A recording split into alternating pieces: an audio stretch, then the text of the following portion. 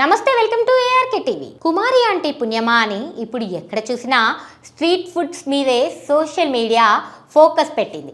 కుమారి aunty కోసం ఏకంగా CM స్పందించడంతో మరింత ఎక్కువగా వార్తల్లోకి ఎక్కేసింది.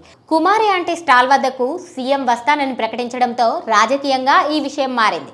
కుమారి ఆంటీ వద్దకు వెళ్లి నిరుద్యోగులు నిరసన వ్యక్తం చేశారు. ఇక కుమారి ఆంటీ లాంటి వారందరినీ వెతికి పట్టుకొని ఇంటర్వ్యూలు చేస్తున్నారు యూట్యూబ్ గ్యాంగ్. ఫుడ్ బ్లాగర్ కన్నా యూట్యూబ్ ఛానళ్లకు సంబంధించిన వారే ఎక్కువగా కుమారి ఆంటీ దగ్గరకు వెళ్తున్నారు. ఇక కుమారి ఆంటీ స్టాల్ గురించి, ఆ విశేషాల గురించి నెట్టింట్లో ఎక్కువగా సెర్చింగ్ జరుగుతోంది. గత 13 ఏళ్లుగా ఆమె ఈ వ్యాపారం చేస్తున్నట్లుగా తెలుస్తోంది. అంతకుముందు ఓ సింగర్ ఇంట్లో పనిచేసేదట. ఆ తర్వాత ఇలా ఫుడ్ స్టాల్ పెట్టుకుందంట. ఎన్టీఆర్, ఆలీ వంటి వారు కూడా ఇక్కడి నుంచే కూరలు పట్టుకెళ్తారంటూ కుమారి ఆంటీ తన బిజినెస్ గురించి చెప్పుకొచ్చింది.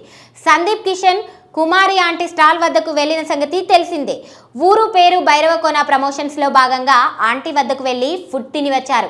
ఇక ఆనాడు ఆమెకు 10,000 చేతిలో పెట్టాడట సందీప్ కిషన్. కుమారి ఆంటీకి వచ్చిన క్రేజ్తో ఇక ఆమెను బిగ్ బాస్ షోలోకి తీసుకుంటారేమో అని అంతా కౌంటర్లు వేశారు. విషయాన్ని సదరు కుమారి ఆంటీని అడిగితే, బిగ్ బాసా, అక్కడికి వెళ్ళి ఏం చేయాలి, వంటలు వండాలా అని తెలిసి తెలియనట్టుగా అమాయకంగా అనేసింది.